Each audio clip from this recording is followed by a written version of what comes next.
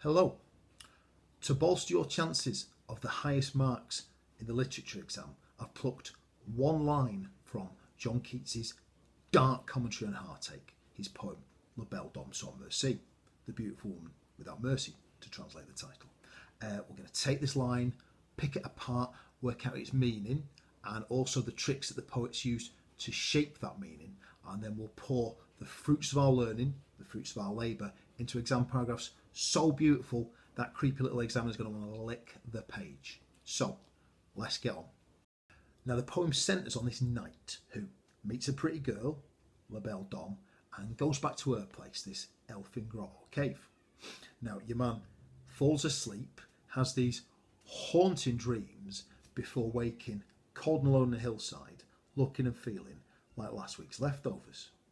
And these dreams, these fruity, creepy dreams that he has, they're pretty chilling stuff, because he dreams that he sees other men, princes, kings, warriors, high status guys that have also been duped or seduced and generally had their lives ruined by this Belle Dame lassie. And here's the line: I saw their starved lips in the gloam, with horrid warning gaped wide.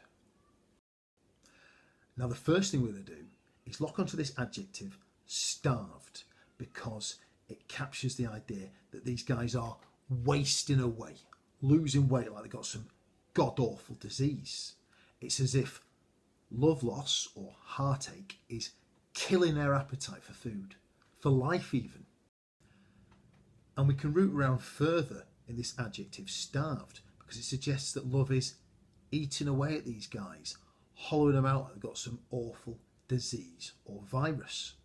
And by that logic, starved goes very well with that word gape. The two work hand in glove, they go very well together. If your mouth's gaping open, that can allude to what?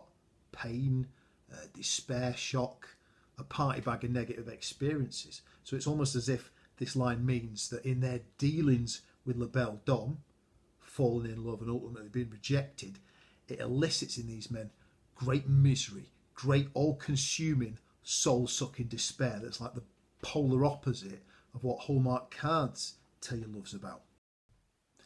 And we can also have a sniff at this noun, gloam, meaning the gloom or the dark. As you know, set any scene at night or swaddle it in darkness, it can really lend a sinister, unsettling aura to proceedings. I mean, it's a rare horror film, right, that takes place in broad daylight. Gloam then really ups the creepiness quota and means when we meet these guys, these victims of La Belle Dame, there's more of a sinister atmosphere infusing the scene.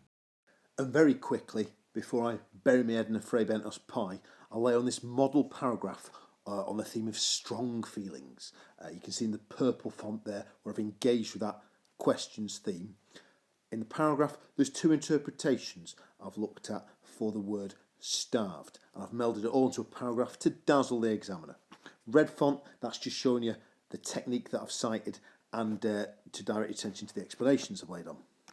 Here's another winner, another Mona Lisa of the exam response arts, and this time the question was on the truth about love, hence the purple font.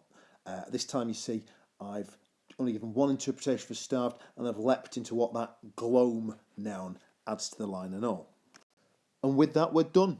In La Belle Dame sans Merci, love appears to river dance on your head wearing its running spikes. This is not a poem to perk you up in the middle of a pandemic, you can be sure. And with that, it only remains for me to wish you the very best of luck in that exam hall.